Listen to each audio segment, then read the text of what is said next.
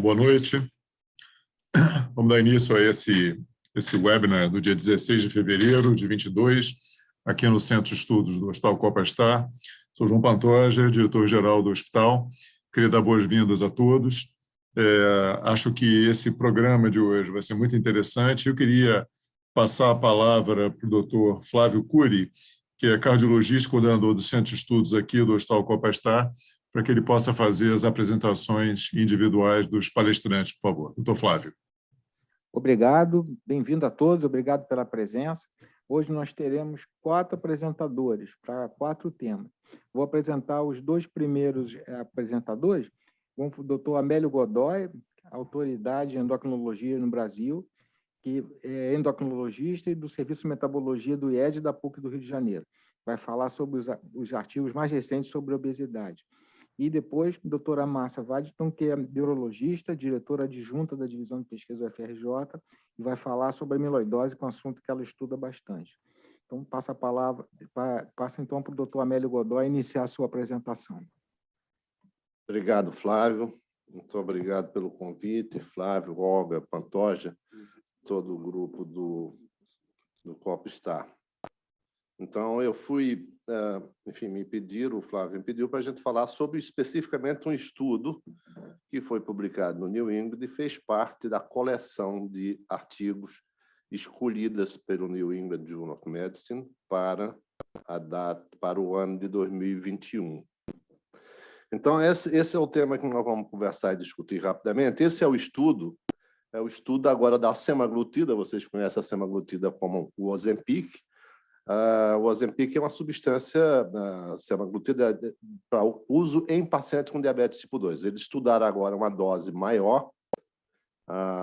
O Ozempic é de 1 miligrama no máximo e a semaglutida 2,4 vai se chamar o Wegovy. Vamos ter um outro nome.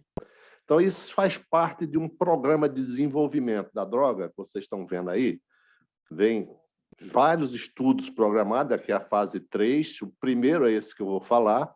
Depois tem mais 2, 3, 4, 5, 8. Já temos todos esses estudos publicados e os outros ainda em andamento. Então, é um programa de desenvolvimento da semaglutida para tratamento da obesidade extremamente robusto. Especificamente, esse estudo aqui é o estudo semaglutida no tratamento de pessoas com obesidade, chamado STEP 1. Então, veja só, esse é o desenho do estudo. O estudo em adultos com obesidade, com índice de massa corporal igual ou maior do que 30, ou de índice de massa corporal igual ou maior do que 27, desde que tenha uma comorbidade associada à obesidade. Não podia ter diabéticos e a hemoglobina glicada de entrada tinha que ser menor do que 6,5. Então, esse é um estudo randomizado, vocês vejam o N aqui, 1.961 pacientes, e a randomização foi 2:1, ou seja, 2 pacientes randomizados para o princípio ativo, que é a semaglutida 2,4, e um paciente randomizado para placebo. É duplo cego, multicêntrico e controlado por placebo. O objetivo era mostrar a superioridade da semaglutida versus o placebo na perda de peso e comparação de tolerabilidade. Os principais desfechos. Desfecho primário era perda de peso percentual ou a obtenção a obtenção de 5 ou mais por cento de perda de peso. E os desfechos secundários eram a obtenção de perda maior ou igual a 10%, maior ou igual a 15%, e mudança na circunferência abdominal, pressão arterial sistólica e essas tabelas, esses questionários de qualidade de vida, para observar se havia alguma mudança na qualidade de vida. Então, vocês estão vendo aqui no desenho, o paciente era triado na semana -1, aqui era randomizado para dieta mais mudança de comportamento, mudança de estilo de vida, versus semaglutida ou versus placebo. E vocês têm aqui 16 semanas, que é a fase de escalonamento da dose. Depois, se for o caso, eu mostro detalhes disso, se houver a necessidade e quiserem fazer perguntas. Daí, da 16ª semana em diante, era manutenção, e o estudo teve a duração de 68 semanas. É um estudo bastante longo, robusto, mais de 1 ano de tratamento, e depois foi estendido, está sendo estendido para mais de 2 anos, para 2 anos. Então, esse é o primeiro resultado. 2 formas de analisar sob o ponto de vista estatístico. Uma seria o intention to treat, na verdade. Eles chamam de resultados observados in trial, ou seja, política de tratamento e não política do medicamento. Então, aqui é uma espécie de intention to treat. E embaixo, esse é o per protocol, na verdade, é on treatment, ou seja, os pacientes que até o fim do estudo mantiveram o uso da medicação. Logo, eu estou mostrando aqui o resultado mais em detalhe, vocês veem aqui em semaglutida tem uma resposta muito boa, muito melhor do que o placebo, foi superior ao placebo, eu vou mostrar mais detalhes, e naqueles per protocol, ou seja, naqueles em tratamento, que chegaram até a 68ª semana, a perda de peso percentual foi de 16,9% do peso, é uma perda bastante robusta, versus 2,4% do paciente com mudança de estilo de vida, dieta mais exercício, ou seja, o placebo. É sempre bom lembrar que a dieta mais exercício é o grupo de comparação. Quando a gente fala placebo, às vezes a gente entende placebo, a pessoa fica ligada no placebo. Não, é comparação com mudança de estilo de vida, dieta e exercício versus a mesma coisa mais o medicamento. Então, a diferença estimada no tratamento foi de menos 14,4%. Como a maior parte dos pacientes, a média de entrada era de mais ou menos 100 a 100 e poucos quilos, então isso significa mais ou menos isso, 16 quilos de perda. Vejam aqui, então, aquela estimativa de perda de peso desde o início, 16,9% daqueles que completaram o estudo, versus 2,4%. A proporção, que era o outro desfecho coprimário, a proporção de pacientes que perderam 5% ou mais do peso, 92,4% versus 33%. Ou seja, praticamente todos os pacientes perderam, quase 100%, perderam mais de 5%, igual ou mais de 5% do peso.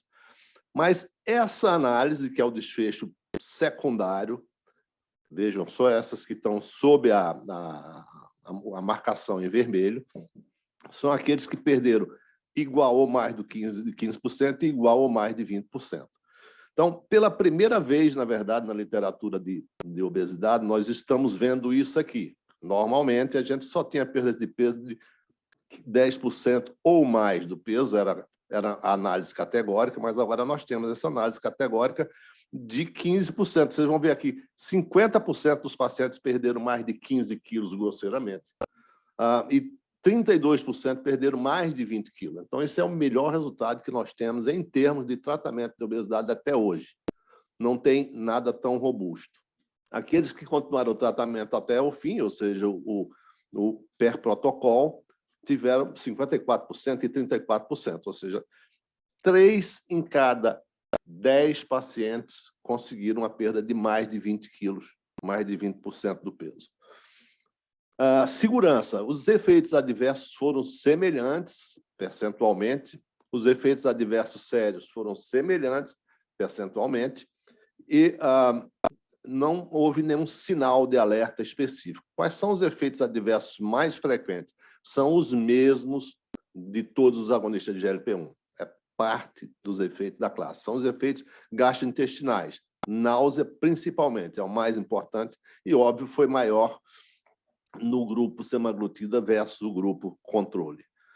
Outro efeito colateral importante que vale a pena lembrar é a presença ou desencadear de crises de colecistite aguda ou, eventualmente, desencadeamento de calculose biliar, que teve que ser, de alguma maneira, tratado, operado, ou o paciente foi retirado do estudo. Então, foi maior no grupo semaglutida do que no grupo placebo. O desfecho cardiovascular, que o meu querido cardiologista, Dr. Flávio Cude, vai querer saber, não há diferença de desfecho cardiovascular. Pelo contrário, se houver imbalanço ou desbalanço, foi a favor da semaglutida. Veja aqui, então, um detalhe dos efeitos colaterais mais frequentes. Náuseas e constipação são dos dois mais frequentes, de intensidade leve a moderada. Então, seja, náusea aqui, ela começa, razoavelmente moderada, diminui ao longo do tempo, portanto, é transitória, mas ela permanece quase que todo o estudo, embora moderada. E a constipação é menos proeminente, também permanece praticamente durante todo o estudo. Então, esses são dois efeitos colaterais bastante fáceis de alguma maneira, de contrabalançar ou de tratarmos. Redução, agora, nos desfechos secundários mais importantes, da circunferência da cintura, se não me engano, deu mais ou menos 12 centímetros, 14 centímetros no total de redução da cintura abdominal, superior ao placebo da mesma forma.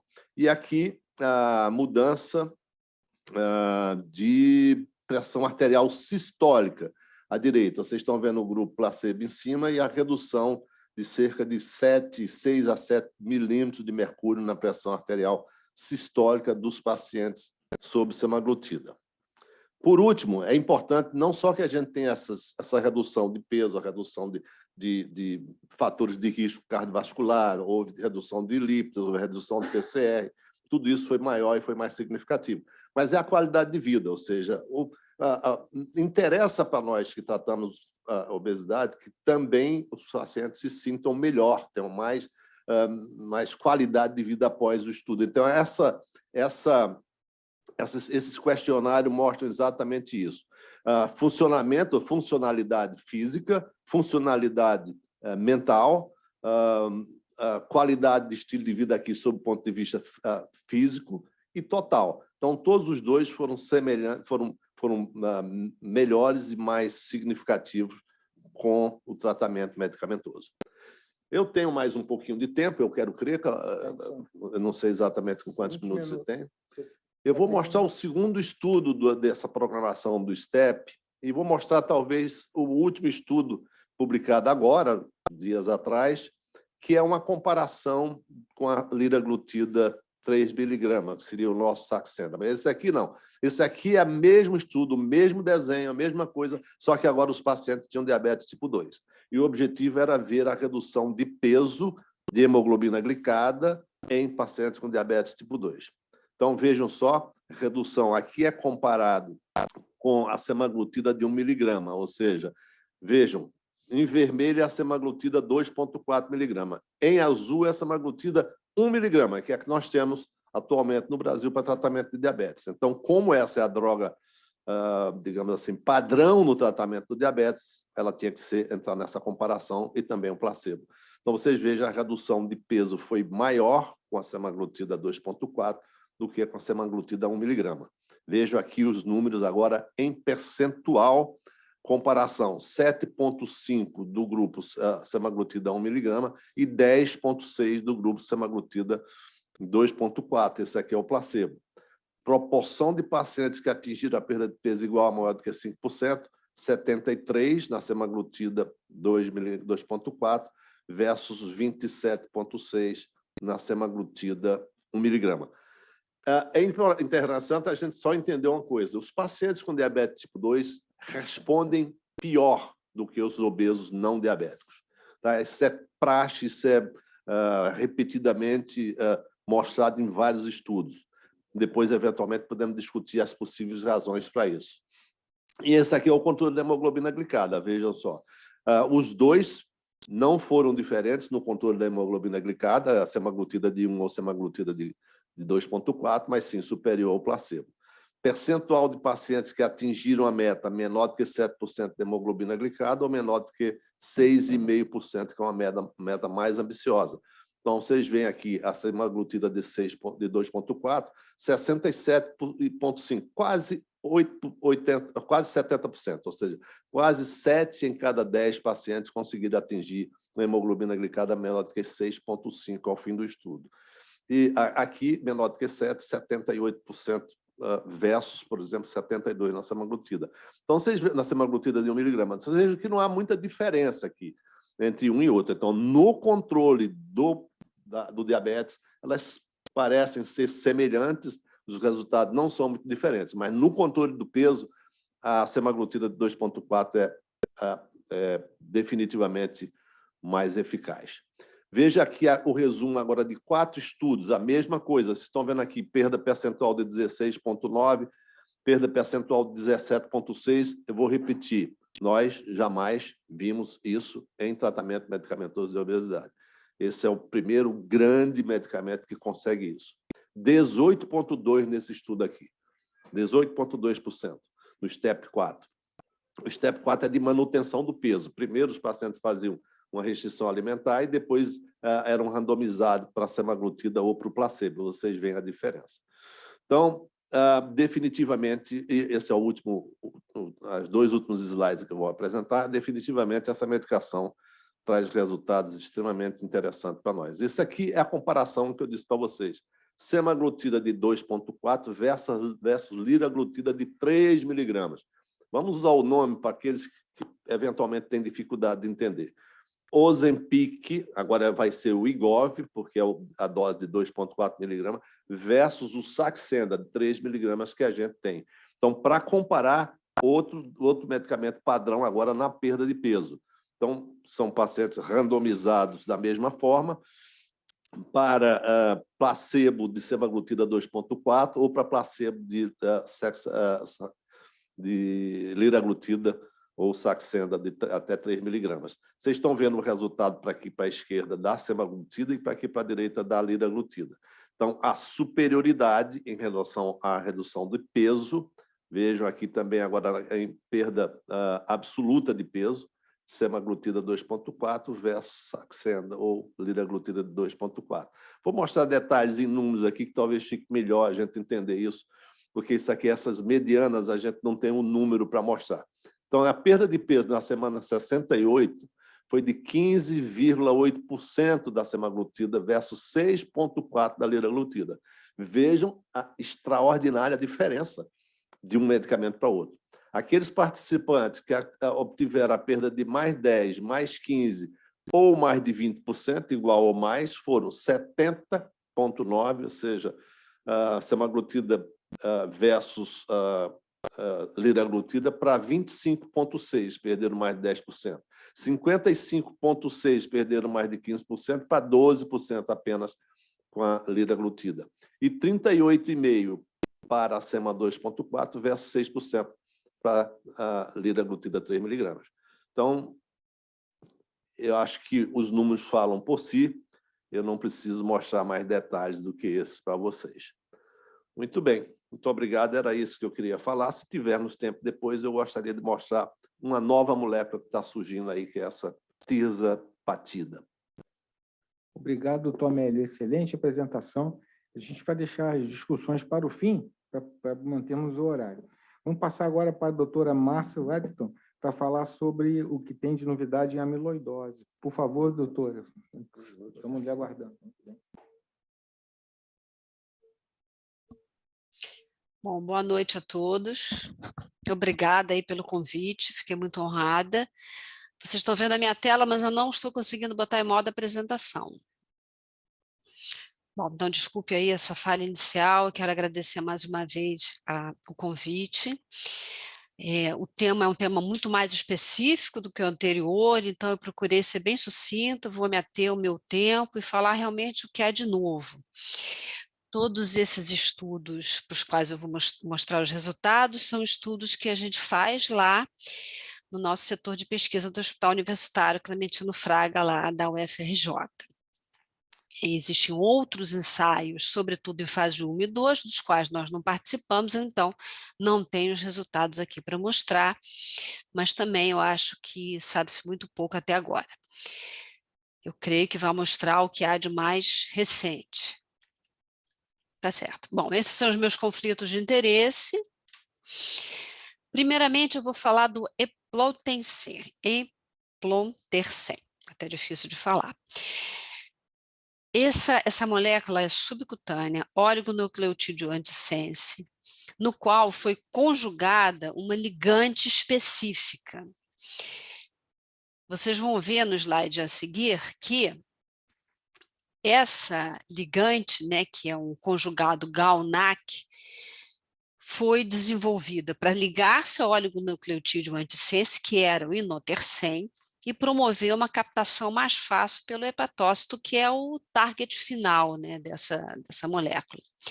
E, vou voltar, a partir então dessa maior captação, a molécula, então, se liga ao RNA mensageiro da transferretina, que é o gene codificador, se liga ao gene, desculpa, ao RNA mensageiro depois da transcrição a partir do gene, e com isso evita a sua transcrição em transferretina e mais tarde o depósito sob forma de amiloide. Eu escolhi aqui não repassar toda a fisiopatologia e falar sobre a doença, porque senão me estenderia muito, não teria como cumprir o tempo. Então, basicamente, esse composto confere mais eficácia à molécula, porque ele é mais específico, então uma dose menor e uma eficácia maior esperada. Isso é muito importante porque a molécula anterior, ela nos dava uma certa preocupação, apesar dos estudos pivotais terem se mostrado com uma relação eficácia e efeito colateral muito benéfico, mas ainda assim havia uma preocupação de monitorar a função renal e plaquetas por conta de plaquetopenia, que era relativamente frequente, e alguns episódios de glomerulonefrite. Isso ficou fácil de controlar do ponto de vista renal, mas a plaqueta continuou sendo um problema, sobretudo uma coisa que não é prática, né? Ter que controlar semanalmente ou a cada 15 dias. Então, essa molécula promete nos dar menos preocupação com relação a isso e poder ser aplicada mensalmente ou a cada 28 dias, ao invés daquela aplicação semanal. O percentual de redução da transferretina foi bastante importante comparado ao placebo nos estudos de fase 1 e, finalmente, a dose de 45 miligramas mensalmente foi escolhida para o estudo de fase 3, uma redução da transferretina bastante importante mantido. Não se percebeu nenhum evento adverso sério, nenhum sinal de segurança que nos preocupasse com relação à queda da plaqueta, nenhuma toxicidade hepática ou renal e nenhuma descontinuação de dose. Esse estudo, então, já está no estudo fase 3, um braço que é o cardiotransforme e um braço que é o neurotransforme, com essa droga eplontersen. No tocante ao estudo com a polineuropatia, ele já está completamente recrutado, nós estamos nessa fase aqui de análise interina de resultados. Foi um estudo, então, que recrutou para a eplontersen, principalmente, né, 6:1, mas também um braço com a droga antiga, comparado ao braço placebo histórico do estudo pivotal com inotersen. Estamos nessa fase de análise aqui de 35 semanas, e esse estudo vai se seguir até 85 semanas e depois vai se prolongar com uma extensão. O endpoint primário, além da redução da transferretina, será esse índice aí, que é um índice bastante complexo, que envolve medidas de exame neurológico, de neurofisiologia, entre outros. E a qualidade de vida. Esse estudo recrutou tanto pacientes de estágio 1 quanto estágio 2, estágios, portanto, mais avançados da doença. O paciente já precisa de auxílio para caminhar. Em paralelo a esse estudo de cardiomiopatia, ele demorou um pouco mais a começar, ele se ressentiu muito com a história da pandemia, então ele só recentemente conseguiu fechar o seu recrutamento. Ele vai ser feito versus placebo, mas entenda-se por placebo aqui o que há de melhor para o tratamento. Portanto, em países onde o tafamidis é aprovado para essa condição, para cardiomiopatia, que não é o nosso caso aqui, o tafamidis é permitido, assim como qualquer outro standard of care, mas ele tem um braço placebo também. E os desfechos serão a mortalidade cardiovascular e os eventos cardiovasculares recorrentes. Bom, então, com relação à nova molécula do laboratório Ionis, é isso que eu tenho para dizer. Nós estamos aí aguardando essa análise de 33 semanas. com a expectativa de que o efeito benéfico se duplique com relação ao inotersen, que é comercializado pelo laboratório PTC aqui no Brasil, e que nós fiquemos mais aliviados no tocante à frequência das doses e monitoramento das plaquetas. Agora eu vou mostrar os resultados de 9 meses, sendo que nós já temos os de 18 meses, apenas eles não se tornaram públicos, mas replicaram e inclusive, nos deram mais segurança ainda com relação ao efeito benéfico da molécula Vutrisiran, do laboratório Alnylam, comercializado no Brasil também pelo laboratório Alnylam. Então, o patisiran, que é a droga que compôs o estudo pivotal anterior, com efeito benéfico, publicado no New England em 2018, estudo de fase 3 contra placebo, era uma droga em que a gente fazia infusão, e por si só isso já era complicado, a cada 3 semanas. O Vutrisiran, então, mais uma vez, é uma molécula GalNAc que se liga ao composto, aqui no caso, uma molécula que interfere com a RNA mensageiro de um mecanismo um pouco diferente daquele anterior, que é um oligonucleotídeo anterior, mas também confere a possibilidade de ser usado subcutâneo e não mais com uma infusão intravenosa, e é feito a cada 3 meses. A gente espera, então, maior eficácia e mais praticidade no uso, com menos efeito colateral também, porque aquelas infusões eram feitas precedidas de uma série de pré-medicações, incluindo uma dose não negligenciável de dexametasona. Então, também nesse sentido, a gente espera melhorar. Não vou entrar em detalhes, os pacientes foram randomizados, então, tanto para Vutrisiran quanto, em número menor, para um braço comparador do antigo patisiran, e tudo isso comparado ao braço placebo histórico do estudo pivotal do inotersen. Como endpoint primário, eu vou me ater aqui mais a esse índice, mais uma vez, é um índice composto, já aceito na comunidade como sendo um índice capaz de medir os diferentes aspectos da neuropatia sensitivo-motora autonômica dessa doença.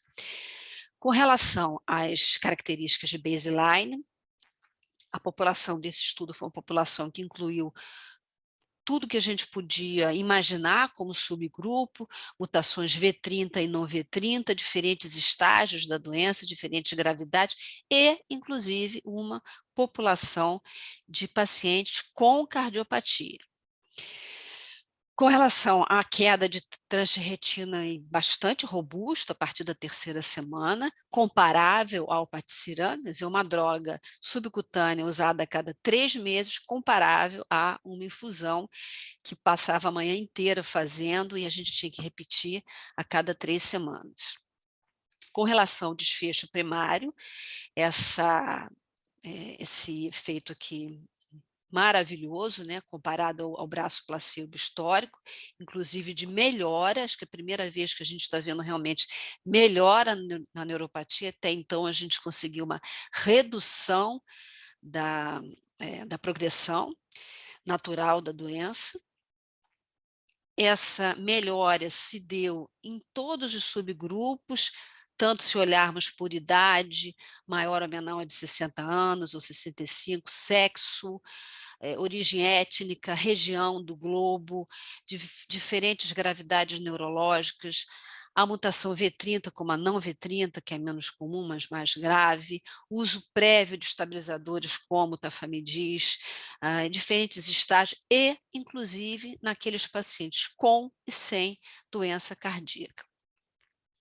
Com relação ao perfil de segurança, não tenho nada a acrescentar que nos preocupe, os efeitos colaterais são todos mais ou menos ligados à doença de base e reações injeccionais, né, no local da injeção foram raros, só em 5 pacientes e passageiros.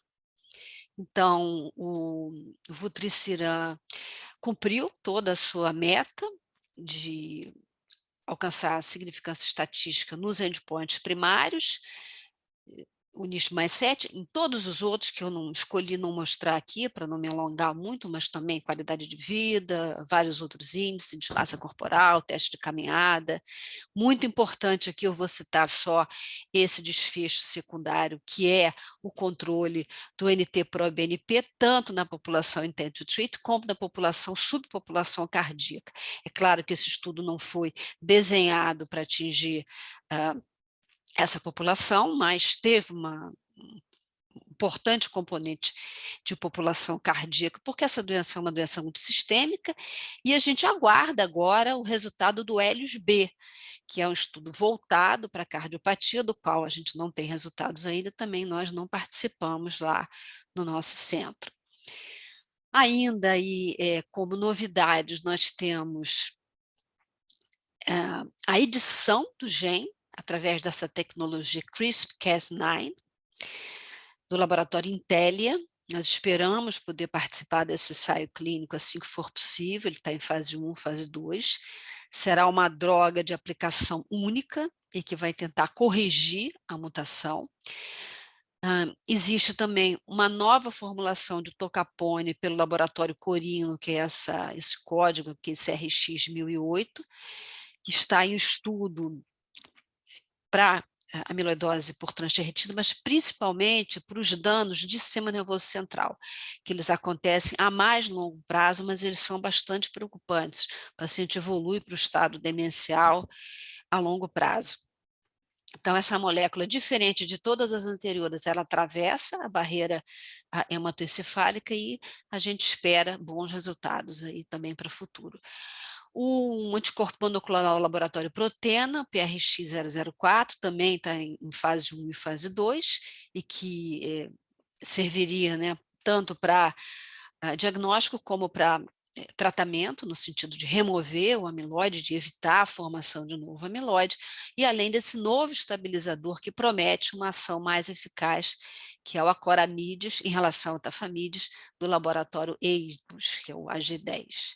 Nós esperamos aí em breve poder fazer parte desses estudos aqui no Brasil, sobretudo lá no hospital, e poder trazer aí novos resultados no campo da amiloidose por transferritina, tanto neuropatia quanto cardiopatia. A gente está vivendo um momento muito, muito feliz. Então, com isso, eu agradeço, me coloco à disposição aí e termino aqui minha apresentação. Obrigado, doutora Márcia.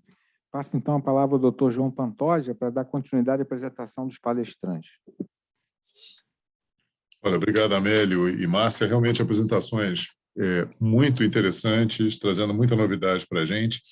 Nós teremos agora mais duas apresentações. Em seguida, nós vamos ter um grupo de debatedores renomados, né? Eu gostaria só de salientar a presença como debatedor do Dr. Pedro Kutz, neurologista do Instituto Dori, coordenador da unidade neurointensiva do Copastar. Também Dr. Salo Buxman, que é geriatra aqui do Copastar também. Dr. Roberto Chebab, que é diretor médico do Hospital Universitário Clementino Fraga Filho, do UFRJ, e presidente atual da Sociedade Brasileira de Infectologia. E também a doutora Jaqueline Miranda, que é coordenadora do Grupo de Insuficiência Cardíaca Congestiva e Transplante Cardíaco do Instituto Nacional de Cardiologia e coordenadora da Cardiologia aqui do Copastar. Mas, antes deles participarem, nós teremos, então, duas apresentações rápidas. Eu convido o doutor Gabriel de Freitas, que é neurologista do Instituto Dori da Universidade Federal Fluminense e também aqui do Hospital Copastar, para apresentar rapidamente os estudos de 2021 sobre enxaqueca. Doutor Gabriel, por favor. Obrigado, Amélio. Então, queria agradecer o convite à Olga, ao Flávio e ao Pantoja de estar apresentando aqui na sessão do hospital. Bem, o Flávio me pediu para falar sobre um artigo de 2021. Assim como o Amélio, esse artigo comentou, foi um dos artigos que foram descritos pela New England como um dos artigos notáveis. E o artigo fala sobre atogepam. A gente vai comentar um pouco sobre essa classe de moléculas no tratamento preventivo da enxaqueca. Então, rapidamente sobre o estudo, esse estudo incluiu 900 pacientes com enxaqueca, dividiu esses pacientes em 4 grupos. Um grupo foi randomizado para placebo e 3 grupos para doses diferentes do atogepam. O atogepam é uma molécula que se liga num receptor, que a gente vai comentar mais adiante, que é um receptor do CGRP, que é um peptídeo relacionado ao gene da calcitonina. Então, eles pegaram essa molécula que se liga a esse receptor, fizeram em 3 grupos de pacientes com enxaqueca, bem representativos do dia a dia, ou seja, 90% de mulheres, em torno de 40 anos, e a média de 7 dias de dor de enxaqueca nos últimos 3 meses. E o desfecho primário do estudo foi a redução dos dias de dor. Então, reparem que houve uma redução no grupo placebo significativa, porém muito maior nos 3 grupos que usaram essa molécula diariamente de atogepam. Então, aqui o atogepam foi utilizado não para tratar a crise, mas como preventivo para diminuir a enxaqueca. E talvez das tabelas mais interessantes do estudo é essa aqui. Quando a gente compara efeito colateral do atogepam com placebo, o percentual é exatamente igual. O efeito colateral mais comum foi constipação, que foi mais comum com atogepam 7% do que com placebo, 0,5%. O segundo efeito colateral, infecção respiratória, foi exatamente igual no grupo placebo e no grupo tratado. E náusea foi um pouco mais comum, 4% no grupo tratado com a molécula do que no grupo placebo. Dentro de efeitos colaterais, aqui no final, ele fala sobre enzimas hepáticas. O aumento de enzimas hepáticas foi mais comum no grupo placebo do que no grupo tratado. E esse é um dado muito animador, porque os gepams prévios foram descontinuados por hepatotoxicidade. Então, parece que essa questão hepática foi mais um efeito colateral de uma molécula do que o efeito de classe.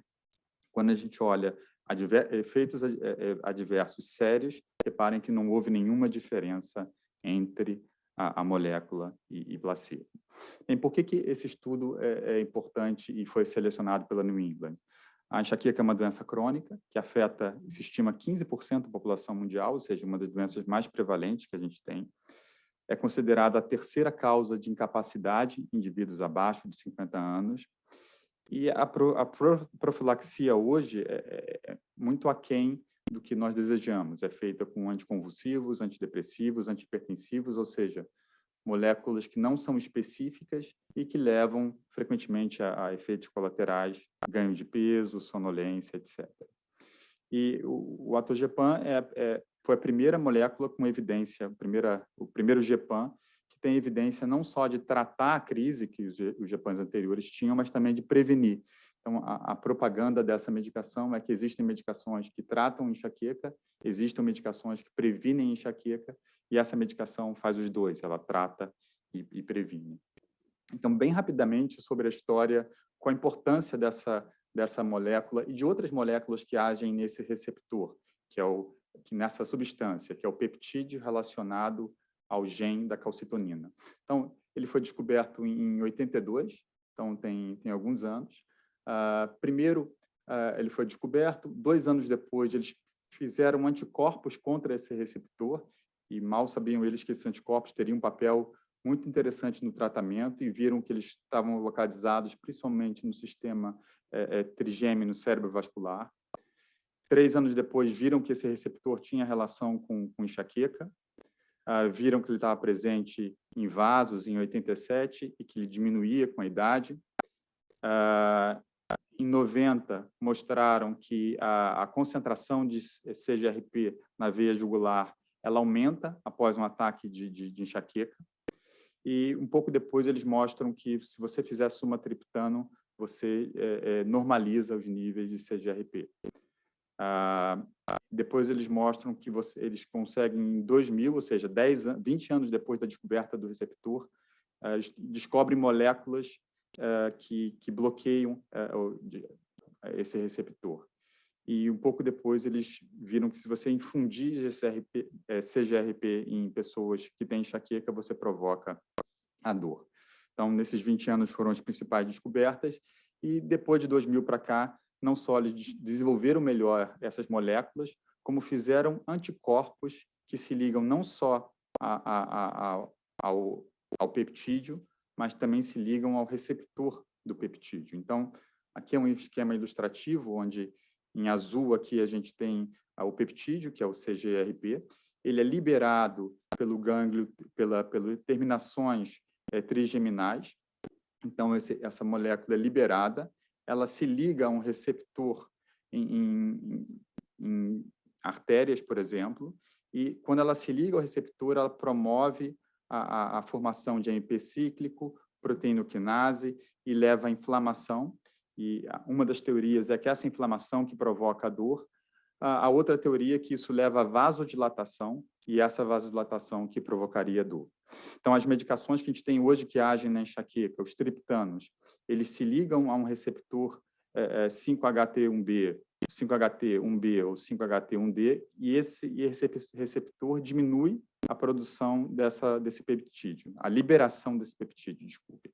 Mas essas moléculas novas que a gente comentou aqui, o GPAM, é uma molécula que se liga ao receptor, e ela se ligando ao receptor evita que o peptídeo se ligue ao receptor. E os anticorpos que foram desenvolvidos a partir de 2000 são anticorpos que ligam monoclonais, humanizados, que se ligam ou ao peptídeo ou se ligam ao receptor. Tá? Então, aqui é só um esquema ilustrativo, mostrando quando as pessoas têm enxaqueca, se você dosar na jugular esse peptídeo, ele está bem aumentado em paciente com enxaqueca com ou sem aura, e, por exemplo, o sumatriptano diminui a liberação dessa substância. Uma das teorias aceitas hoje para enxaqueca é que o início desse quadro se dá no tálamo e no hipotálamo. Existe uma ativação dessa área que estimula o gânglio trigeminal, e o gânglio trigeminal vai através das terminações do gânglio até o sistema trigêmino vascular, onde aí sim você libera esse peptídeo. Então, esse peptídeo parece ser bem específico de alguns tipos de dor, como a enxaqueca. Só para vocês terem uma ideia de como essas moléculas estão desenvolvidas, aqui o número de moléculas que já foram estudadas, algumas foram descontinuadas por hepatotoxicidade, mas outras foram aprovadas e já estão sendo usadas nos Estados Unidos, principalmente para tratar crise. Agora, o atogepam, ele não só serve para crise, mas como tratamento preventivo. Um pouco sobre os anticorpos. Nós temos hoje no mercado 3 anticorpos, já no Brasil. Nos Estados Unidos, a gente tem 4 anticorpos. Esses anticorpos são anticorpos monoclonais, injetados via subcutânea. Tem um que não temos ainda no Brasil, que é injetado via intravenosa, e são injetados ou uma vez por mês, e alguns têm a vantagem de ser injetados a cada 3 meses, ou seja, a pessoa com enxaqueca faz 4 aplicações por ano via subcutânea ou venosa. Só para ilustrar um pouco os artigos desses anticorpos, aqui esse anticorpo chamado erenumab, que é um anticorpo que age contra o receptor. Novamente, um estudo com quase 1000 pacientes com enxaqueca, mesmo padrão, mulheres em torno de 40 anos, mesmo padrão dos estudos anteriores. E aqui o desfecho primário, número de dias de dor, aqui diminui no grupo placebo, mas uma diminuição muito mais significativa no grupo tratado com esses anticorpos monoclonais. E aqui, na parte de baixo, é a redução de 50% de dor, aqueles pacientes que reduzem a dor pela metade. Reparem que em preto é o placebo, há uma pequena redução, sim, de 50% com placebo, mas a redução é muito maior com os anticorpos, e notem que esse efeito vai aumentando com o decorrer do tempo e não parece diminuir, ou seja, existe algum efeito com 1, 2 meses, mas o efeito é muito maior com 5 e 6 meses. E, novamente, efeitos colaterais no grupo placebo e no grupo tratado com os anticorpos, exatamente igual, e nenhum efeito colateral importante com esses anticorpos monoclonais. Bem, concluindo, essas novas moléculas que nós chamamos de GPAM, que se ligam ao receptor do CGRP, elas têm eficácia semelhante aos triptanos, porém, diferente dos triptanos, não têm efeitos colaterais cardiovasculares, que é uma preocupação. E os anticorpos, eles têm eficácia semelhante aos preventivos convencionais, porém, com muito menos efeitos colaterais. O CGRP, ele é sabidamente uma substância vasodilatadora, porém, uma grande preocupação é sobre os efeitos colaterais vasculares. Os estudos não têm mostrado efeitos colaterais vasculares significativos. A gente estava discutindo esses dias, só para vocês terem uma ideia, eles pegaram a paciente com angina, fizeram, agora não lembro se foi o GEPAM ou os anticorpos, e colocaram os pacientes na esteira. Eu não sei qual comitê de ética que aprovou esse estudo. E nenhum efeito colateral nos pacientes com angina que foram submetidos ao tratamento. Bem, então, a gente tem várias substâncias novas para tratar essa doença, que ainda é uma doença importante em termos de prevalência, e existe uma disputa aí sobre quais deles vão dominar nos próximos anos. Obrigado. Obrigado, Gabriel. Realmente fascinante aí os avanços que a gente está tendo na só tão normal enxaqueca, né? Uma dor de cabeça absolutamente comum, e agora com essa fisiologia toda que você explicou, realmente bastante interessante. Vamos então ter a última apresentação. Gostaria de convidar o nosso colega, Dr. Davi Nigri, que é pneumologista aqui do Hospital Copa-Star, e ele vai falar um pouco sobre algo que a gente praticamente não viu nesses últimos 2 anos e meio, né, Davi? Covid-19 e os estudos 2021. Davi, por favor.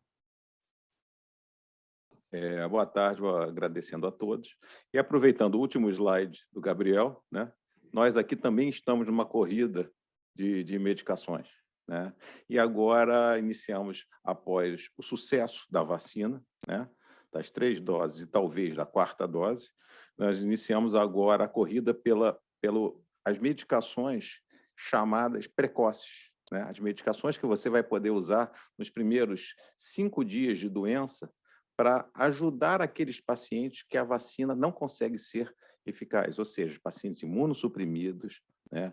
Talvez aqueles pacientes mais idosos, ou seja, essas drogas vão começar a aparecer, estão aparecendo. Bom, eu ganhei no artigo, dos melhores artigos, o Molnupiravir, só que hoje o New England ele já publicou o concorrente, que é o da Pfizer, né, com um artigo também. Bom, com todas essas drogas, né, que a gente está falando, além de ter os nomes mais esquisitos do mundo, e eu fiquei satisfeito que todo mundo teve aula com nome esquisito de droga, né, que para mim está uma dificuldade de falar e de imensa, desculpa se eu errar quando falar, tem mecanismos de ação completamente desconhecidos até o momento por nós, né?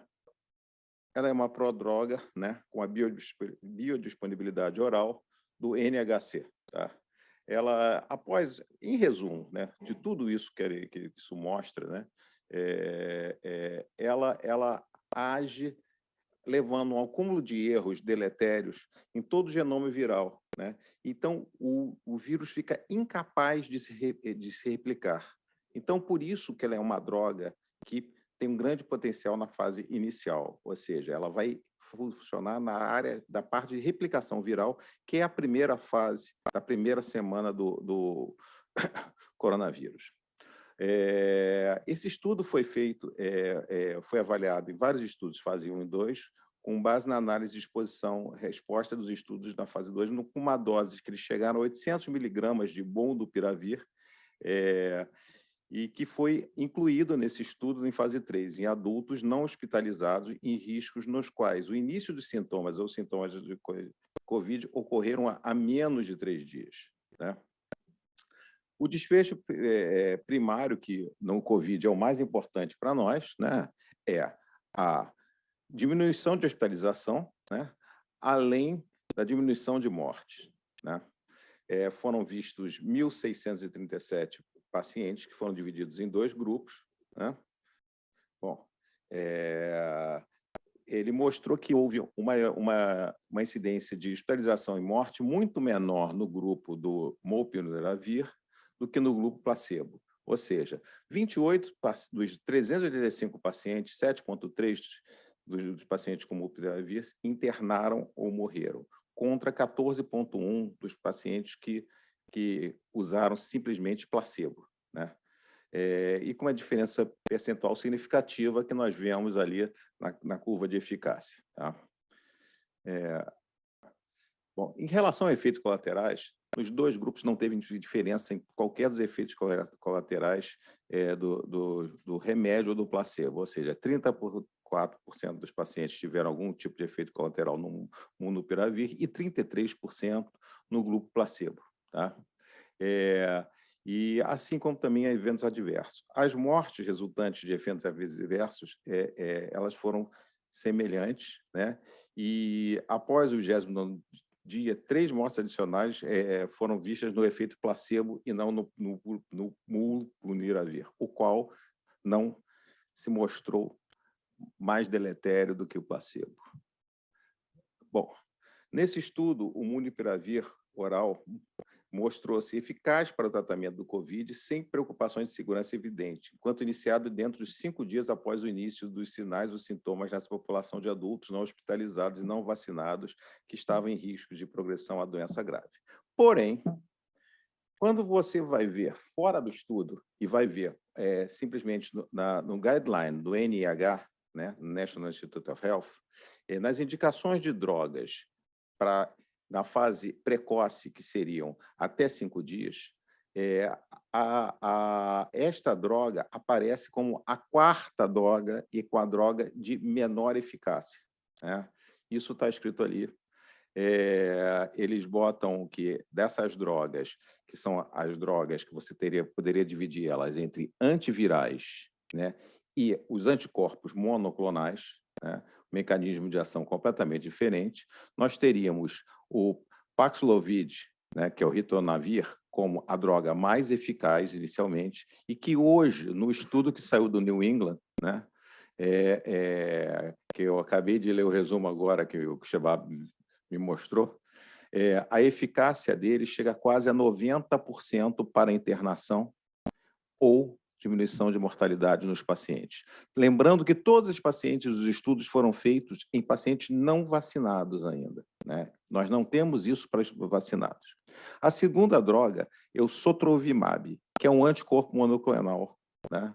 que tem uma eficácia alta, um pouco menor que o ritonavir.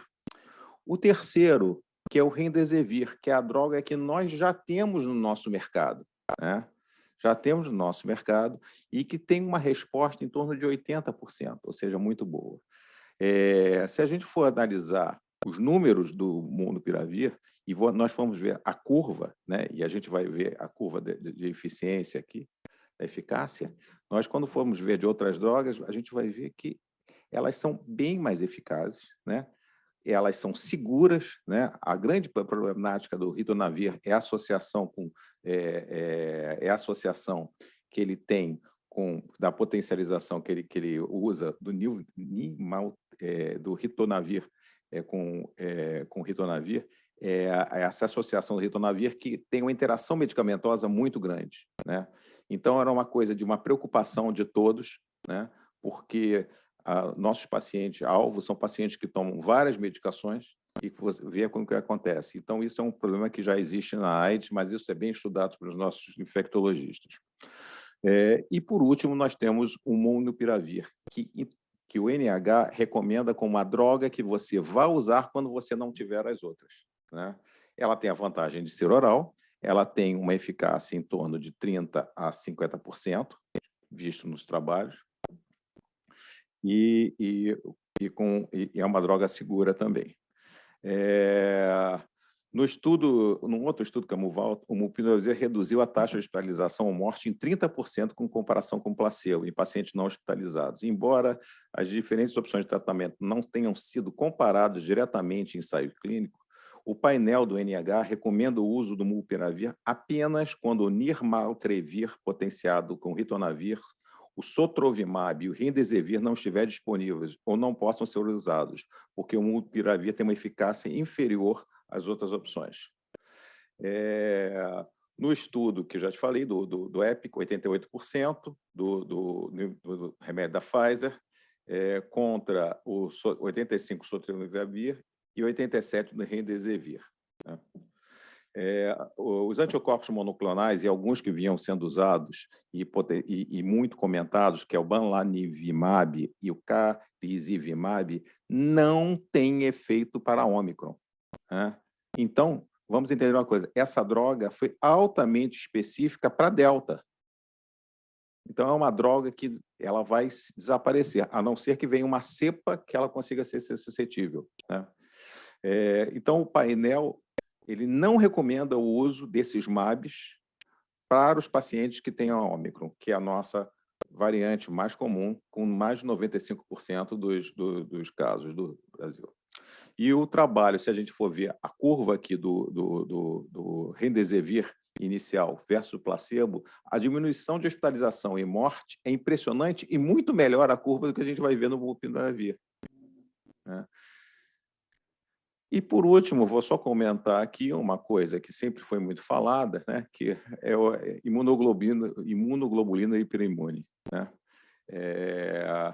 E esse trabalho versus placebo mostrou que não tem nenhum efeito benéfico. Não tem nenhum efeito benéfico semelhante ao plasma de convalescente, né?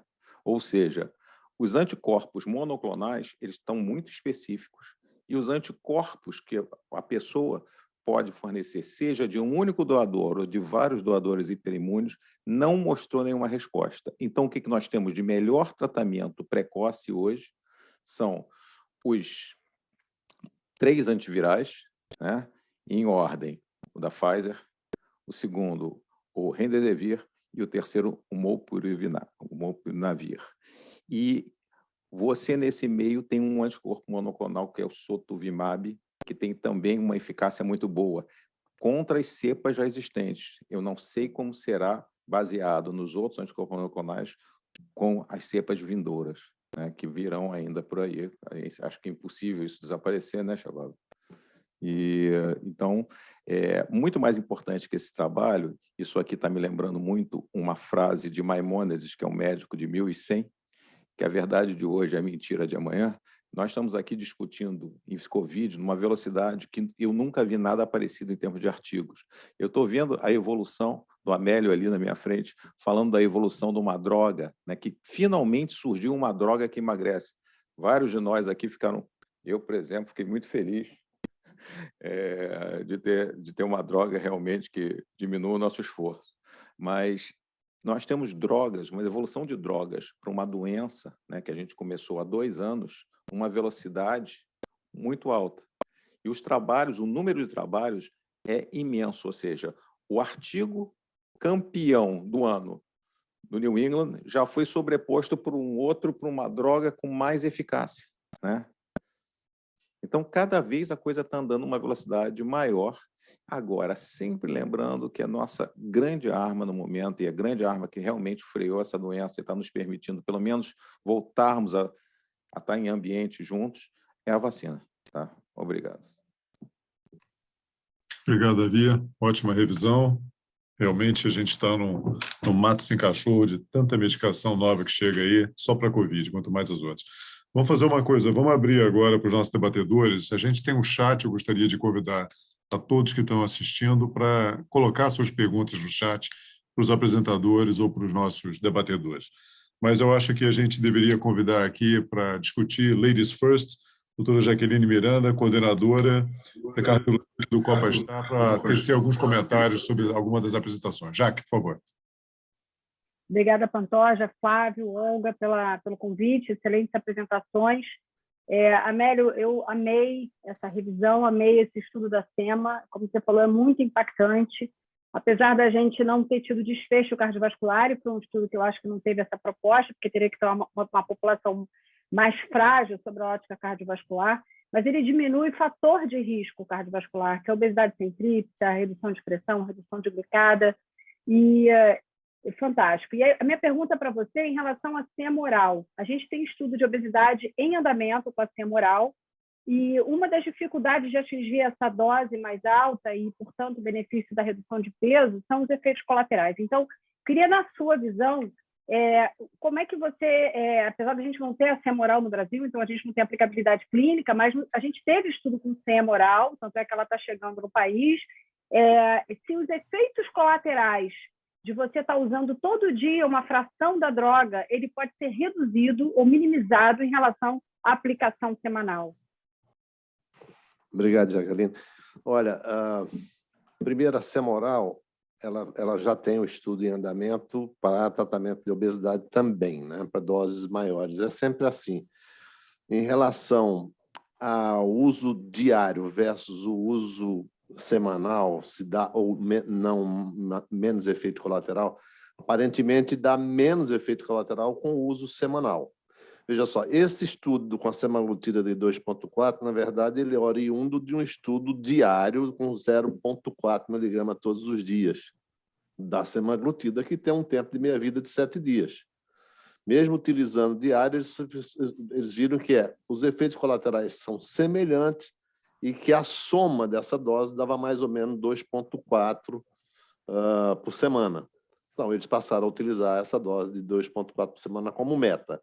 80% dos pacientes foram até o fim do estudo, ou seja, até o fim do estudo e com a dose, 90 e poucos por cento com a dose de 2,4. Então, surpreendentemente, isso você tem razão, a surpresa, os resultados com essa dose maior não foram, sob o ponto de vista de efeitos colaterais, piores do que o uso diário da liraglutida, não foram, e também do que a SEMA oral. Quanto ao estudo da SEMA para doença cardiovascular, ou seja, pacientes com doença cardiovascular, está em andamento, é o estudo SELECT. Então, esse é um estudo que daqui, talvez, 2 anos, nós vamos ter esse resultado. Óbvio que nós temos os estudos com a semaglutida de 1 miligrama para desfecho cardiovascular e a semaglutida oral para desfecho cardiovascular também, e todos os dois foram positivos, né? Todos os dois, no caso da SEMA oral, diminuiu só mortalidade, não diminuiu o MACE, mas diminuiu mortalidade cardiovascular, que é, enfim, importante. Então, é lógico que a gente pode inferir que utilizar uma dose maior bem tolerada, desde que tenha sido bem tolerada, vai também diminuir risco cardiovascular, porque o mecanismo de redução de risco cardiovascular vai ser o mesmo, via redução dos fatores de risco cardiovasculares. Não sei se te respondi. Com certeza. Obrigada, Amélio. Já que alguma outra colocação, aproveitando que está com a palavra? Então, aproveitar, Márcia, essa história de amiloidose parece até filme de ficção científica, né? Esse estudo da New England, que é um estudo de prova de conceito, com 6 pacientes apenas, mas você fazer uma terapia de mutação gênica, ou seja, você vai lá no gene e faz com que ele perca a sua capacidade, né, de induzir a quebra, a disruptura do tetâmero da amiloide. Quer dizer, é fantástico numa única infusão. Onde é que a gente vai parar? Qual é a sua visão em relação a isso? E assim, drogas ainda muito caras, né, a gente sabe, mas o que você recomendaria hoje? Qual é a sua visão hoje sobre isso? E as preocupações com a terapia de modificação gênica, porque a gente sabe que errar o alvo, você pode ter um problema seríssimo em termos do que aquele gene foi criado. Aquele gene vai parar de funcionar, né? E você pode, em tese, ter uma doença muito pior. Então, fala um pouco para a gente sobre isso, que esse artigo, ele de fato é fantástico, vale muito a pena a gente ver como a coisa está evoluindo na medicina, e a sensação que dá é que essa terapia, ela vai, daqui a pouco a gente está tratando hipertensão com uma medicação que mude o nosso gene de hipertensão, a gente vai estar tratando diabetes, é um pouco da minha sensação quando eu olho um pouco esses estudos. Com certeza, Jaque. Obrigada aí pelo comentário. Eu acho que nós vamos evoluir para isso aí. Eu escolhi até não botar slide disso aí, porque é complicado até para a gente tentar explicar, né? À medida que eu não domino aí esse estudo. É um gene que entra, é uma tecnologia que entra, né? Uma terapia, né? não um gene que entra, e que corta ali uma parte do gene onde tem a mutação e aí promove a edição desse gene, quer dizer, corrige a mutação. Por mais que eles expliquem que eu leia, é difícil da gente entender por falta de conhecimento específico como é que aquilo edita, mas edita, corrige, nunca mais, teoricamente, nunca mais volta a produzir uma proteína mutante, porque fica corrigida aquela mutação. Fica curado, né? Fica curado, com uma dose única, né? E a gente pensa até, inclusive, que isso possa ser intratecal no futuro, porque a gente transformou uma doença que era cardíaca, neurológica, de sistema nervoso periférico, também numa doença de sistema nervoso central, à medida que nós fomos Aumentando a sobrevida, aqueles 2% de transtirretina produzidos no sistema nervoso central passaram a dar o ar de sua graça e os pacientes evoluem a longo prazo para o estado demencial. Então, assim, não adianta aumentar a sobrevida para a médio e longo prazo isso acontecer. Então, já se tem essa preocupação de que drogas tenham que atender a essa demanda também dessa produção cerebral, né, e intraocular de transretina. Então, isso é uma possibilidade, mas eu acho que, como você bem disse, a gente tem que aguardar os resultados, o perfil de tolerabilidade e que isso se torne realidade. Mas, no momento, a gente já tem muita coisa. A gente tem, primeiramente, o Tafamidis, que é dispensado pelo SUS, graças a um trabalho que nós fizemos lá, nós do centro, junto ao Ministério da Saúde, no hospital, para que o SUS incorporasse o Tafamidis a um preço razoável e dispensasse em todo o Brasil. Então, quando você diagnostica o paciente precocemente, você consegue dar a ele, pode não conseguir essa coisa toda, mas você dá uma droga oral eficaz e bem tolerada, que é capaz de reduzir a evolução da doença num bom grupo de pessoas. O negócio é que a gente não pega o paciente na fase inicial, na maior parte das vezes. A gente agora está lá com maquinário e com projetos para tentar pegar esses pacientes o mais precocemente possível. Mas digamos que nós não consigamos pegá-los. Nós já temos essas outras drogas, inotersen, agora o iplotersen, que está vindo aí. Os laboratórios já estão trabalhando junto conosco para tentarmos incorporar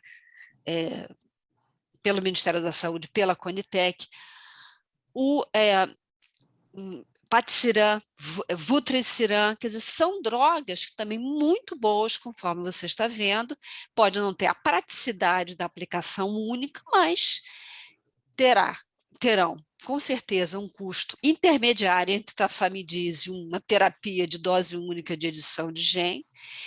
Eu acho que vai se chegar ao meio termo de preço e uma possibilidade de dispensação, em breve, ao longo desse ano, do ano que vem. Então, nós vamos ter várias possibilidades de tratamento aí, tanto para a fase inicial quanto para a fase, digamos, o estágio 2, tanto para cardiopata quanto para paciente neurológico, etc.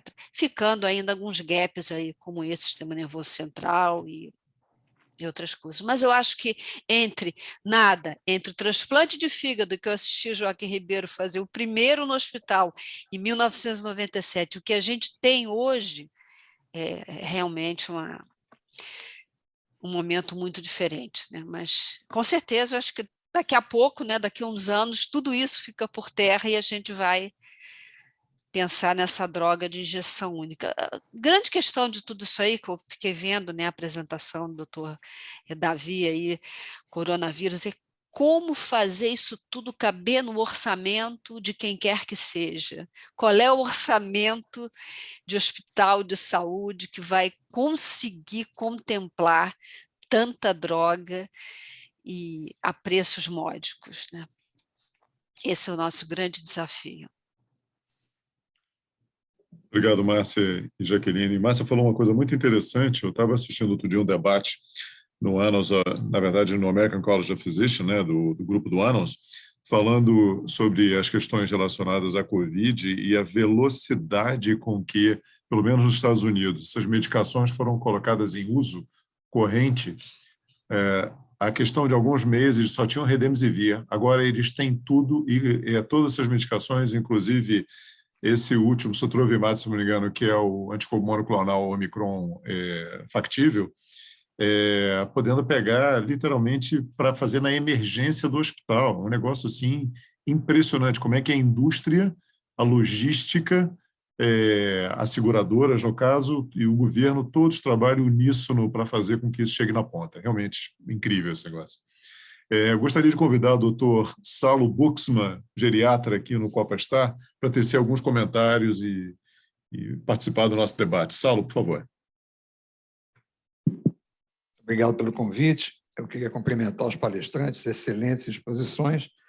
E eu queria debater fazer, na verdade, uma consideração aqui com a Amélio, aproveitando o gancho até que a Jaqueline já começou a abordar, que é o seguinte: a gente sabe que a semaglutida ela tem uma uma prescrição epidêmica, né?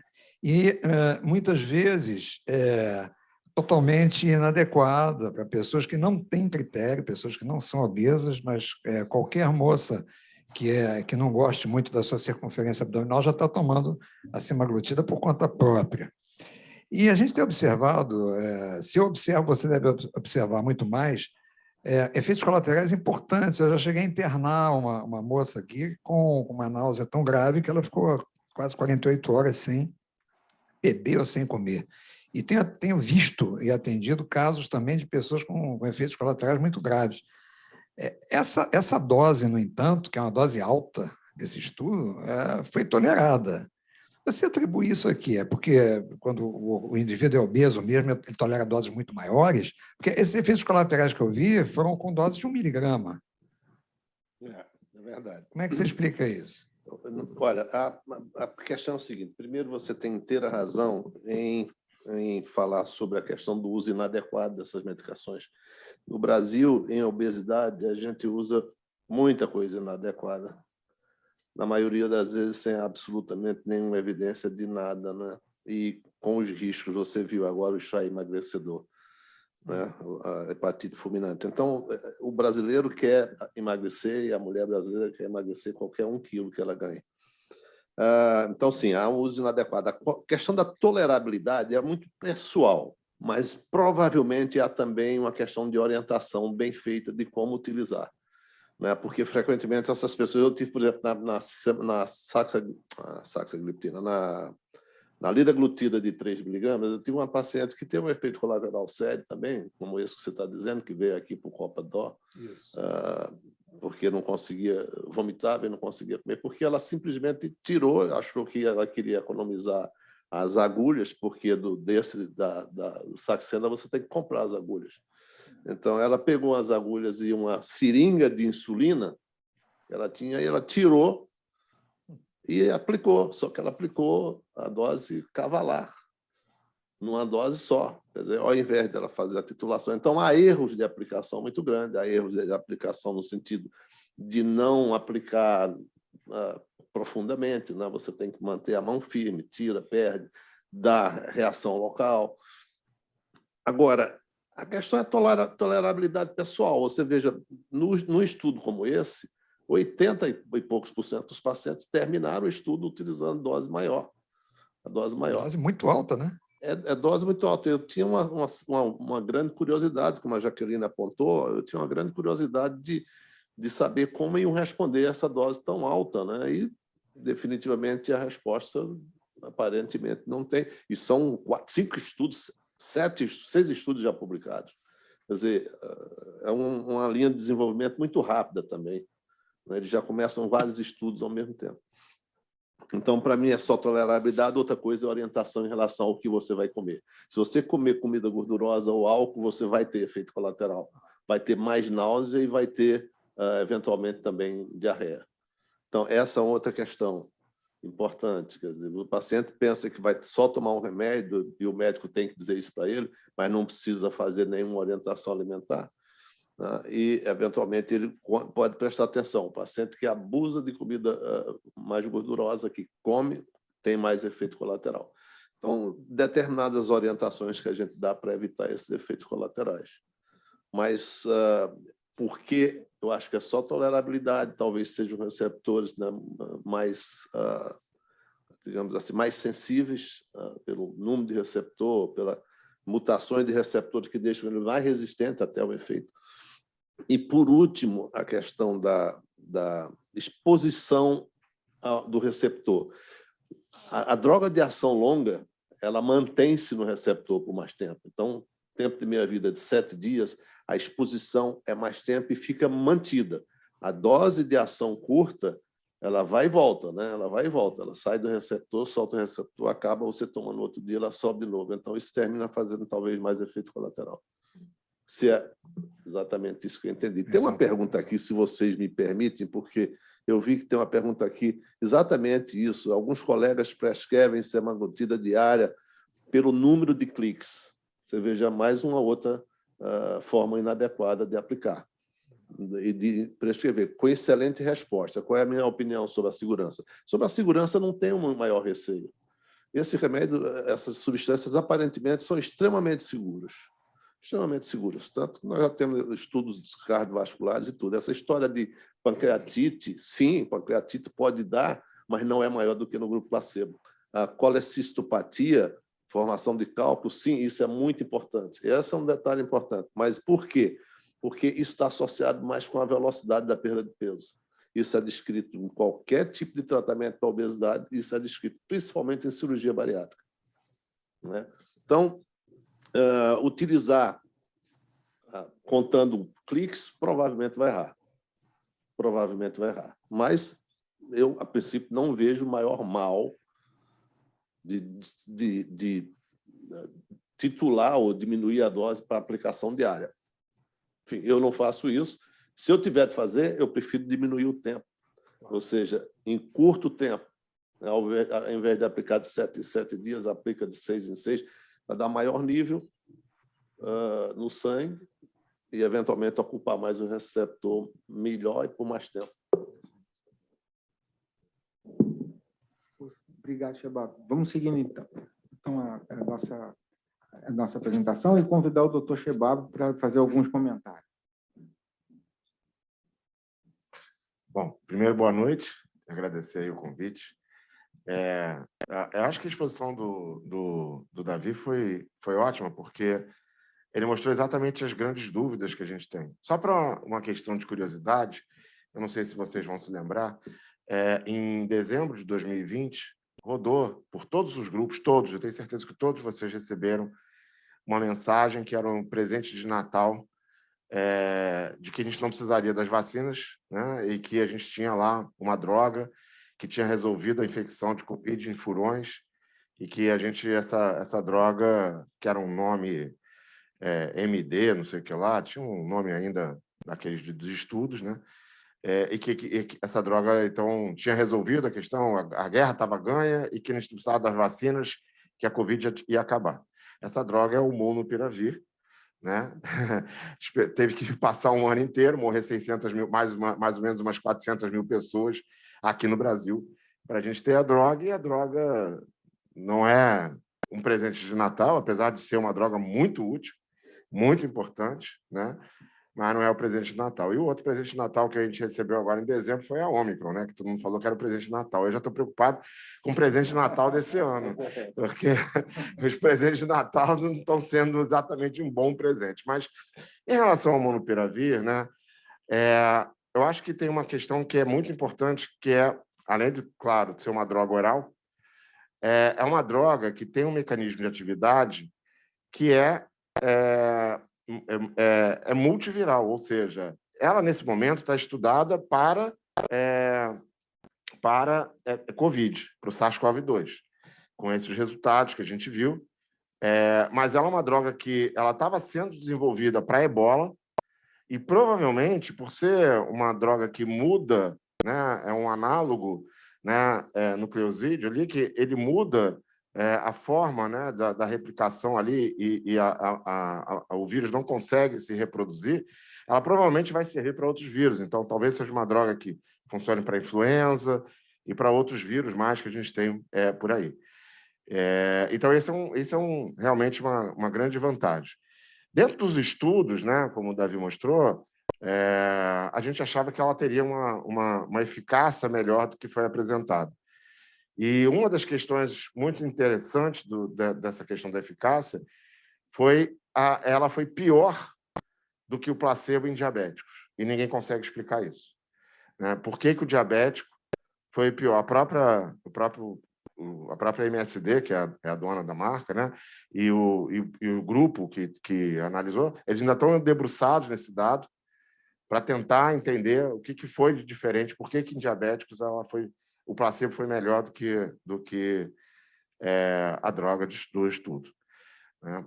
A outra questão que eu acho importante é o que o Davi colocou em relação ao nirmatrelvir com a ritonavir. O nirmatrelvir, né, com ritonavir, é um inibidor de protease. É a mesma classe que a gente usa para tratar pacientes com HIV, o atazanavir com ritona, o darunavir com ritonavir, que são os dois que a gente mais utiliza atualmente dentro dessa classe, e a gente já sabe que é uma classe que tem muita interação medicamentosa por causa da atividade no citocromo P450, no fígado e tal, então tem muita da questão de incompatibilidade com outras drogas, né?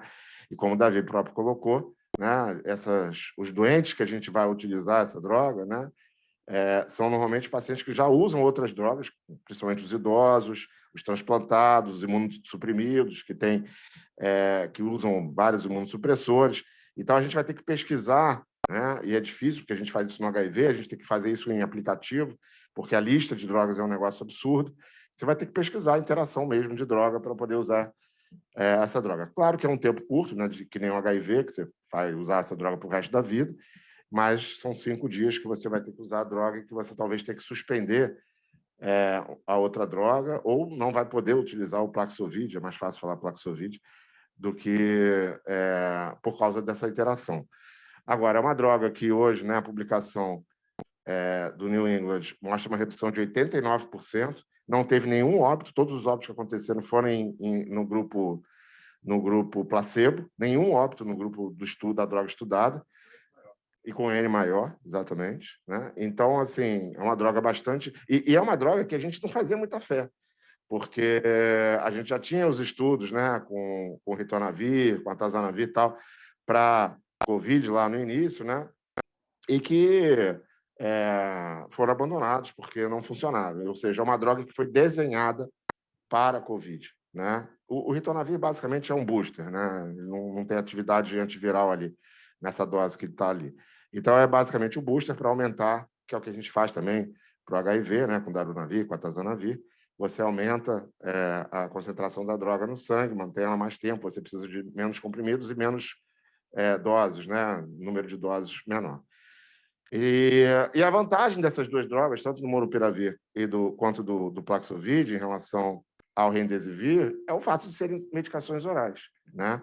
Então, o Remdesivir hoje é uma droga que a gente tem usado bastante e tal, mas eu preciso internar o doente para fazer. E, às vezes, o paciente, sem indicação de internação, se interna porque tem que fazer internado, porque a droga é injetada. Por outro lado, a gente não sabe como vai ser a questão do acesso das operadoras, né? As operadoras vão pagar uma medicação oral, uma medicação que a gente está calculando aí, que vai custar entre R$1.000 e R$2.000 e poucos reais, a gente não sabe muito bem o preço. Hoje, a Pfizer submeteu para a Anvisa o Paxlovid, o Molnupiravir já está na Anvisa, já está em análise, a MSD espera que até mês que vem já seja aprovado, e o Paxlovid, teoricamente, se não tiver nenhum questionamento da Anvisa, que necessite de mais informações, eles têm 30 dias aí para definir se vai aprovar ou não, pode demorar um pouco mais se tiver algum questionamento. Mas foi submetida hoje. Então, são drogas que, em breve, a gente vai ter para utilizar aqui. Qual é a grande vantagem de a gente ter essas drogas? Né? A gente está vendo hoje, em relação às vacinas, que a vacina sozinha ela não vai resolver todos os problemas. É óbvio que a vacina como o Davi falou, é o grande game changer dessa história toda. Mas a gente vai ter alguns pacientes daqui para frente, né, que são aqueles pacientes que respondem mal à vacina, que são os imunodeprimidos, que é o que a gente vê nos hospitais hoje, né?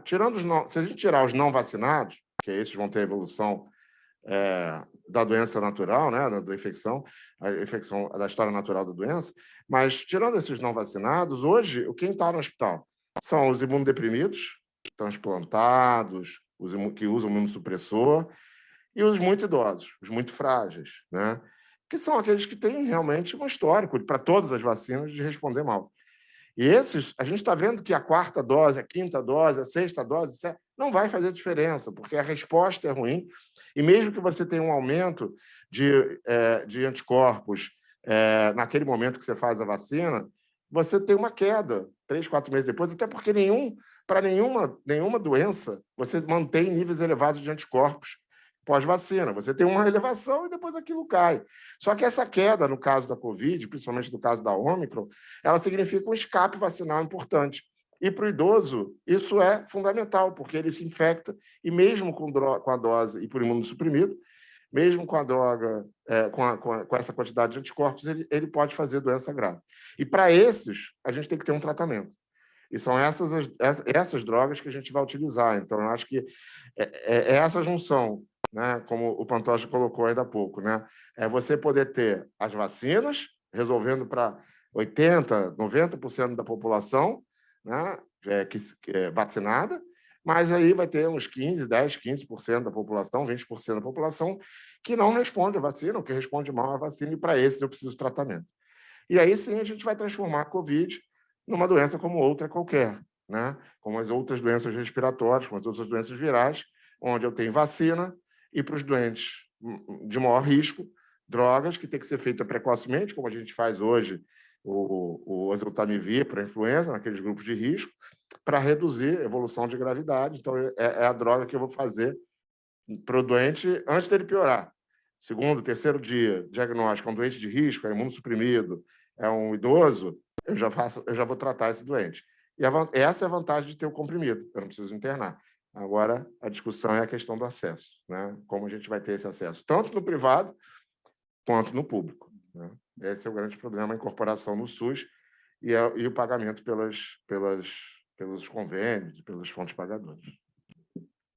Isso mesmo, Chibaba. Muito obrigado, viu? Foi excelente. Agora eu quero chamar o doutor Pedro Curto para fazer os comentários sobre a nossa sessão. Obrigado, Flávio. Obrigado pelo convite e parabéns realmente aos apresentadores. Todas as apresentações foram muito boas e muito completas. Primeiro, eu queria chamar a atenção que, independente do tema, como hoje em dia é importante o desenho do estudo clínico randomizado para mostrar a eficácia de drogas novas. Eu acho que a gente passou muito tempo em que algumas drogas promissoras não conseguiam mostrar eficácia por conta de uma seleção de pacientes para entrar no estudo e de uma má seleção de desfechos para avaliar nos pacientes. Desfechos clinicamente significativos, mesmo diferente do que era feito antigamente. Então, no caso, por exemplo, da cefaleia, os desfechos que o Gabriel mostrou são redução relativa de tempo com enxaqueca num determinado mês, redução de pacientes que têm mais do que 50% de diferença no tempo de enxaqueca. Então, isso ajuda, o desenho do estudo ajuda muito a mostrar a eficácia das drogas. Mas eu queria chamar o Gabriel para uma questão relacionada a esse estudo da enxaqueca especificamente e perguntar para ele que não é a nossa realidade atualmente no Brasil, mas provavelmente vai ser em breve e a realidade em outros países. Como é que a gente deveria se comportar na disponibilidade dessas medicações novas, tanto dos gepantes quanto dos anticorpos, na escolha deles? Quais são as vantagens e desvantagens dessas novas medicações e como selecionar para grupos específicos de pacientes? E mais, perguntar se existe algum espaço, eu não sei se existe literatura para isso, ou de associação entre eles. Obrigado, Pedro. Ótima colocação. Em relação à vantagem dessas medicações que agem com esse peptídeo, acho que a grande vantagem é a ausência de efeitos colaterais. Então, quando a gente compara tanto com os analgésicos quanto com os preventivos atuais, essas medicações são muito tranquilas. Você pega um paciente que está usando anticorpo monoclonal para prevenir enxaqueca, você pergunta o que você tem de efeito colateral, ele fala, não tem nada de efeito colateral. Então, acho que a grande vantagem dessas medicações, elas são muito específicas, são muito direcionadas para o alvo, e com isso elas praticamente não têm efeitos colaterais. Outra vantagem seria a praticidade do uso. Algumas delas você pode usar a cada 3 meses, então 4 vezes por ano você aplica uma medicação, ao invés de usar uma medicação, às vezes, para enxaqueca de 12 em 12 horas. Então, acho que essa é outra grande vantagem. A principal desvantagem ainda é o preço. Essas medicações são caras. Quando lançou o Erenumab, a primeira nos Estados Unidos, eu tinha uma paciente que importava, ela pagava $600 por aplicação, por mês. Então, é um preço relativamente caro. Hoje, essas medicações estão no Brasil, as mesmas são vendidas no mercado nacional, e o custo mensal em torno de R$800. Ainda são caras, mas o preço já caiu muito. E eu realmente acredito que essas medicações vão ocupar o espaço das atuais. Eu acredito que daqui a alguns anos, 5 anos talvez, as medicações convencionais que a gente usa para enxaqueca, ninguém vai usar mais. Todos vão usar medicações específicas para enxaqueca, e aquele paciente eventual que não pode vai usar um tricíclico, um topiramato, um ácido valproico, mas isso vai ser provavelmente exceção. Uma perguntinha só, Gabriel. O indivíduo que... Porque o Gepant é uma promessa, né? Mas, assim, em relação ao anticorpo, anti-CGRP, se o indivíduo estiver usando e não tiver um resultado perfeito, existe possibilidade de associar a um topiramato, a um beta-bloqueador? Porque tem paciente que tem um perfil extremamente favorável para o uso dessas doses. Se você tem um simpático tônico, vai pegar bem um beta-bloqueador. Se você tem um indivíduo que tem uma instabilidade de humor, você sente que o topiramato vai resolver o caso dele. Essa associação, você tem feito? É possível? Então, a gente tem pacientes então já é uma realidade esses anticorpos. Alguns pacientes respondem muito bem, chama de super respondedores, e a dor praticamente acaba, né? E são talvez aí 10 a 20% dos pacientes. Agora, a maioria tem uma melhora, mas ainda tem dias de dor. Então, é possível você associar uma medicação convencional para esses pacientes. Você tem alguns pacientes que usam, além do anticorpo, usam outras medicações. E tem alguns pacientes que não respondem. Então, assim, a questão é por que, se aquela molécula que induz enxaqueca, se você inibe o receptor daquela molécula, porque os pacientes continuam tendo dor. Uma teoria é que existem outros receptores que podem estar relacionados em alguns pacientes, e que isso tem uma questão genética. Uma opção, quando o paciente não está respondendo, é você trocar. Às vezes, você tem um anticorpo que age contra o receptor, você troca por um anticorpo que age contra o peptídeo, isso pode fazer diferença. E uma pergunta que o Pedro fez, será que vale você usar os dois? Teoricamente é interessante, mas isso nunca foi testado. Eu queria fazer uma pergunta para o Shebabo, se eu pudesse. Alberto, eu estava lendo que o Paxlovid ele está sendo contraindicado em pacientes que estão com necessidade de oxigênio, ou seja, ele está sendo feito numa fase preventiva. O sujeito pegou a Covid, mais precoce possível, primeiros 5 dias, como já foi bem dito, o sujeito tem uma chance maior de evoluir ruim, é um sujeito que tem condições de DPOC, cardiopata, etc., etc., e aí você faz. Agora, quando o sujeito já está doente, quando o sujeito está mal, ou seja, tem pacientes que a gente sabe que evoluem mal em determinadas circunstâncias muito rapidamente. E aí você teria a oportunidade de usar a medicação e eu vi que está contraindicado nessas situações. E aí vem a pergunta para você, quer dizer, tem determinadas circunstâncias que eu imagino até que a gente poderia eventualmente ter uma diretriz de usar a combinação dessas medicações. E aí eu queria entender, se você pudesse explicar, por que não o Paxlovid está sendo considerado, o que aconteceu nesses trials. E uma pergunta seguinte, por favor, em relação a um grupo particular de risco que é gestante, a grávida. Eu queria que você pudesse comentar, nesse momento, qual seria a sua recomendação, se você tivesse à mão esse arsenal que a gente falou aí agora, para poder evitar uma piora. A paciente se infectou, obviamente tem uma chance de piora maior, de como os outros grupos de risco. O que poderia ser feito nesse momento, nesse grupo? Por favor. Bom, em relação aos antivirais, né, a ideia é que você utilize eles o mais precoce possível, exatamente porque são medicações que vão atuar nessa fase inicial de replicação viral. A partir do momento que o vírus já está instalado, e isso também vale para o Remdesivir, né? O Remdesivir também, a indicação é você fazer até no máximo o 5º dia, né?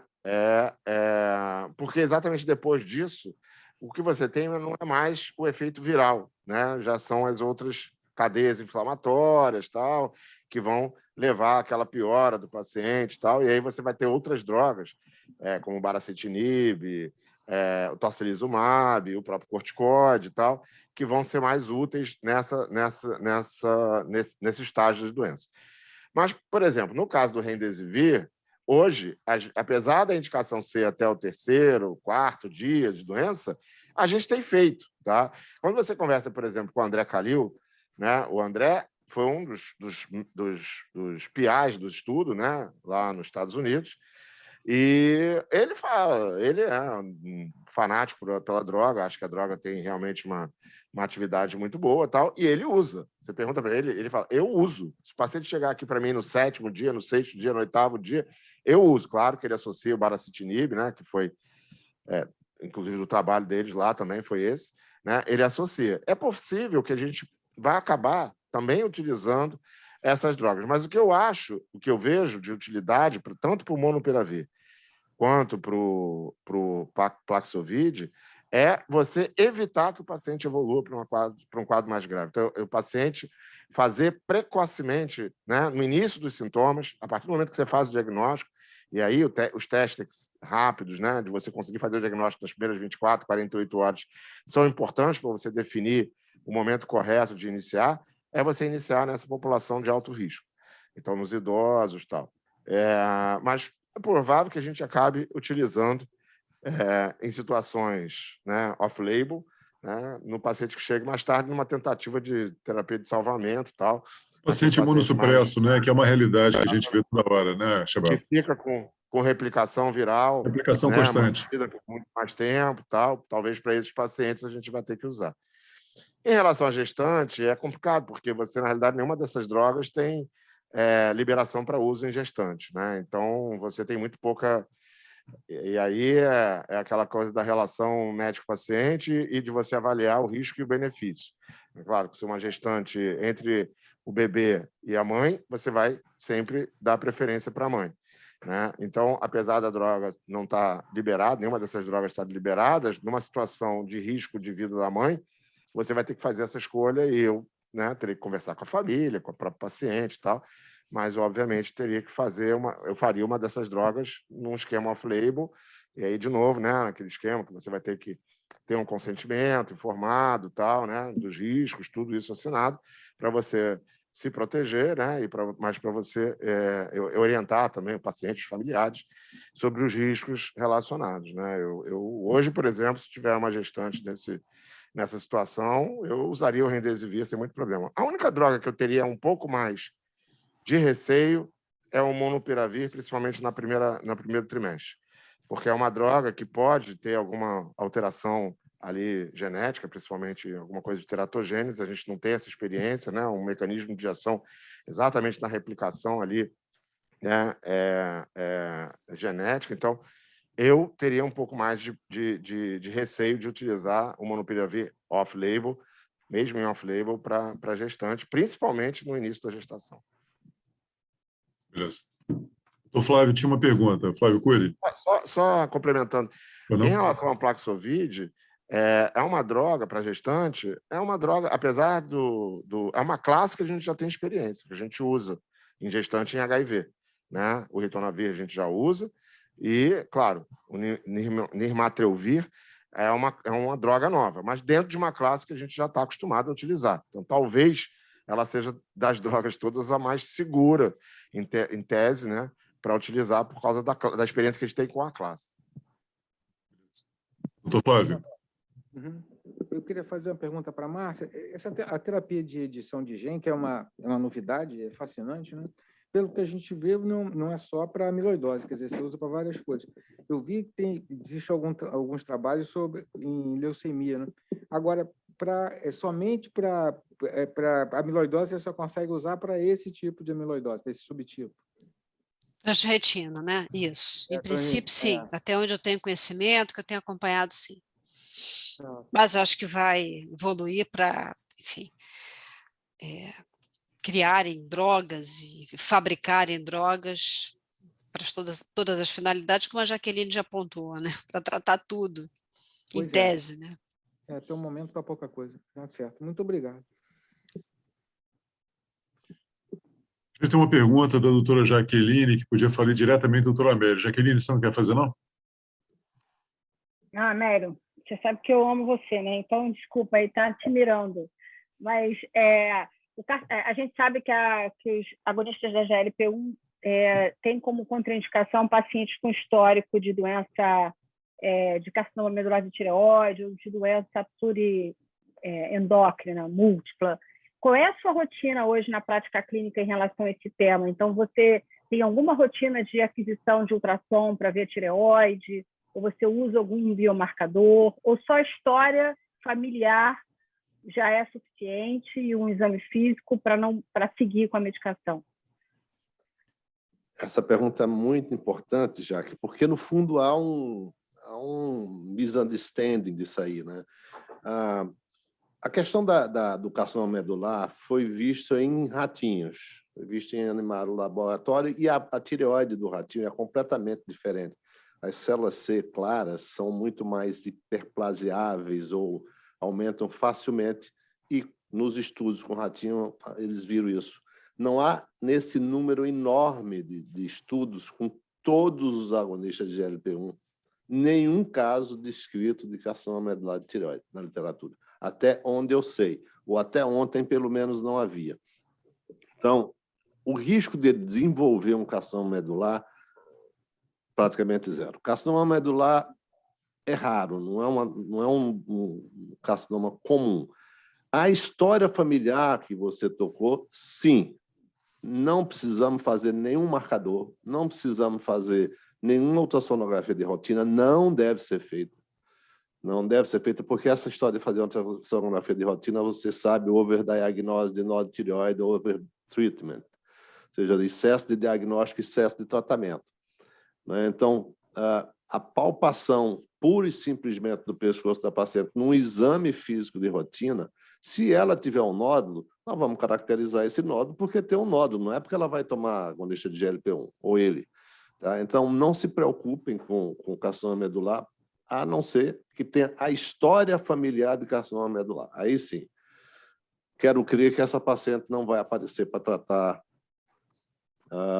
perda de peso, ou, enfim, ou diabetes, com a história de carcinoma medular de tireoide. Enfim, provavelmente ela estará em outro tratamento, provavelmente ela já fez a tireoidectomia por indicação de preservação ou de prevenção de carcinoma medular numa história familiar. Ou seja, eu acho que a pergunta é interessante para desmistificar, mas não diria para a gente não ter preocupação maior com isso.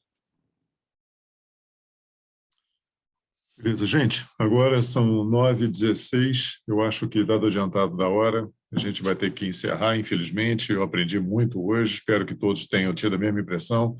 Queria agradecer aqui, em nome do Hospital Copastar, a presença de todos aqui e passar a palavra ao Dr. Flávio Cury para ele fazer o fechamento dessa sessão, que eu achei que contribuiu muito para o nosso conhecimento e engrandecimento. Flávio, por favor. Obrigado a todos, foi excelente, a gente realmente aprendeu muito. E convidamos a todos para, no próximo mês, participar da nossa próxima sessão e enviaremos o convite em breve. E lembrando que essa sessão é gravada, será editada e enviada para todos. Obrigado, boa noite. Boa noite, obrigado. Boa noite, obrigada.